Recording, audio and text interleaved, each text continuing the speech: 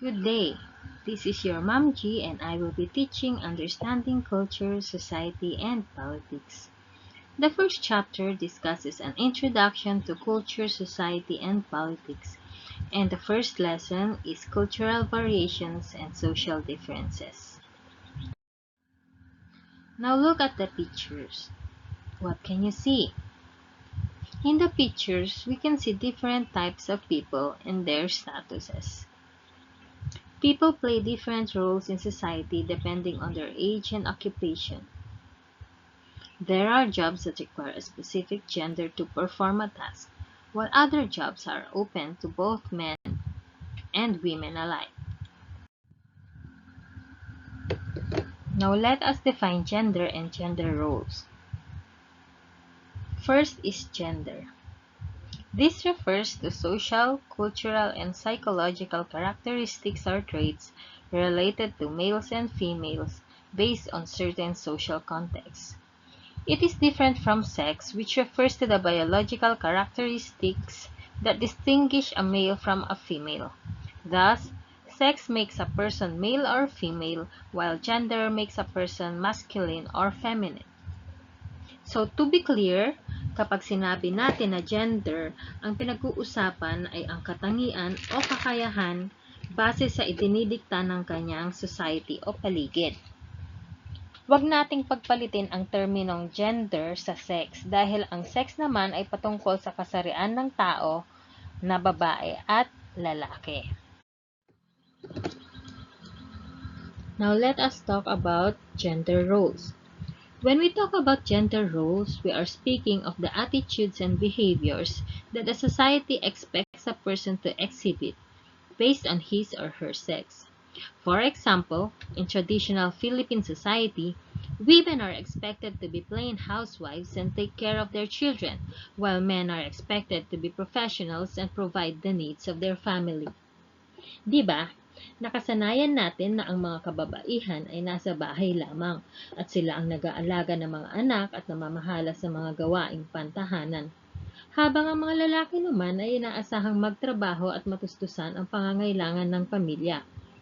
Isa pang halimbawa ay ang pagiging emosyonal at sensitive. Inaasahan na ang babae ay mas emosyonal at mas sensitive, habang ang lalaki ay hindi. Inaasahan na ang lalaki ay malakas at matibay at kayang gumawa ng mga gawain na di makakayanan ng babae. Now we move to gender roles in pre-colonial Philippine society. Titignan naman natin ngayon ang mga gender roles ng mga Pilipino bago pa man tayo sinakop ng mga dayuhan. In pre-colonial Philippines, male and females enjoyed the same rights and privileges.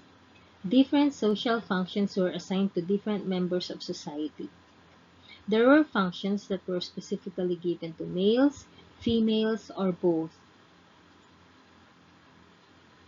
May mga trabahong panlalaki, pambabae, at parehong para sa mga babae at lalaki. Ngayon tignan natin ang table. Makikita natin dito, nakasulat ang sex, ang gender role, at ang task na nakasaad. Una nating titignan ang male. Ano ba yung mga gender roles ng male nung panahon bago tayo sinakop ng mga Kastila o ng mga dayuhan? Una dito ay ang datu o raha. The datu or raha led the barangay. He acted as the judge to settle community concerns. So, pag sinabi nating datu or raha, siya yung leader ng barangay. Next, we have bagani. The bagani protects the barangay against enemies. So, they are considered the soldiers of the barangay. That is bagani. Next, we go to female gender roles. First, we have binukot. Now, when we say binukot, they act as the keeper of the community's history and culture. So, in layman's term, when we say binukot, they are the historians. Okay? Next, farmer or land dealer. So, let's be clear here. Farmer or land tiller is specifically for females. Now the task is to nurture the land where crops were grown, because there was a belief that women were more fertile because they bleed once a month. Thus, plants and crops could be more nourished by them. So, kaya pinili nila ang mga female bilang mga farmers kasi yung paniniwala nila na dahil daw dumudugo ang mga babae once a month, sila ay nagiging fertile, kaya maaaring pag hinawakan nila ang mga halaman o nagtanim ng mga halaman, manonorish nila yung mga halaman at mas magiging masigla ang mga tinatanim nila. Okay, lastly are the gender roles for either male and female. First, we have merchant. So, merchants traded crops and other products with other merchants. Sila yung mga tindero at tindera. Okay, next we have the potter. The potters made pots and other earthen products. Okay. We also have the weaver. The weaver made the clothing through, of course, weaving.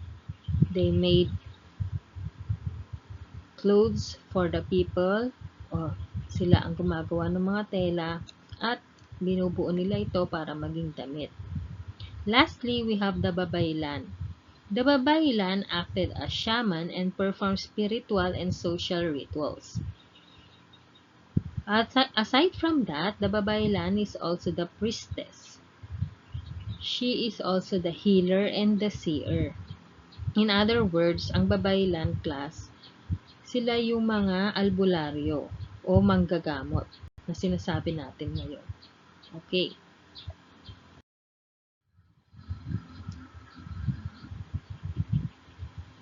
Now let us go to gender roles in Philippine society during the colonial period. Now we all know that we have been colonized by 3 different colonizers. We have the Spaniards, the Americans, and the Japanese. Now the gender roles during these times changed drastically. Women were restrained from other activities outside of their homes, while men were given more social functions. With the coming of the Spaniards and the introduction of Catholicism, the babaylan lost their role in the religious life of the community. So, as we remembered in the first slide, the babaylans were the priestess and the healers in the community. So, this role was taken over by the Catholic priests. Women were delegated to doing household chores and taking care of children. More often than not, young women were not sent to school but instead trained to be good housewives and mothers for their future families. Some women were also forced to marry for economic and political gains. So, let us see the table. During the Spanish occupation, the males, these are their gender roles. First, they were laborers who provided for their family, and they were also educated to become professionals and leaders. For the females, they were the housewives and who took care of the children and the household. They were also trained for life in the monastery or those who become nuns. Okay. During the American period, women had more freedom in society. They were allowed to study and work in any field they want. They also adopted American values. Men and women became equal in the sense that it became acceptable for both genders to have jobs and be educated. So, the gender roles of the males and females during the American occupation has somewhat loosened up. So, let us see. During the American period, the males were laborers in factories and they were still educated to become professionals. The females, on the other hand, they were given the chance to become laborers and work in factories, and they were also educated to become professionals if they chose to. Okay, next we have the Japanese occupation. Although men and women were able to maintain their status in society during the Japanese period, Women were usually kept inside their houses to protect them from abusive Japanese soldiers. Men also became busy defending the country, with most of them serving as soldiers. Okay, during the Japanese occupation, the gender role of men, they were all still laborers who provided for their family, and they worked as guerrilla soldiers. On the other hand, the females were still housewives, and some became guerrilla soldiers and supporters, because during this time, um, the Japanese were at war with the Americans. Okay. Now we have gender roles in current Philippine society.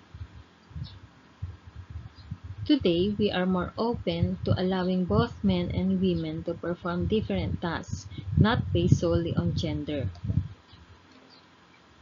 Now, at present, Philippine society is more open to allowing both men and women to perform different tasks, not based solely on their gender, but on an individual's capabilities and strengths. For example, fields like engineering, architecture, and medicine, which are often associated with men, have long been open to women. Likewise, there are also lots of male teachers, nurses, chefs, and hairdressers nowadays. So this completes our lesson in gender and gender roles. Thank you for joining me, and hope you have learned our lesson for today. Thank you.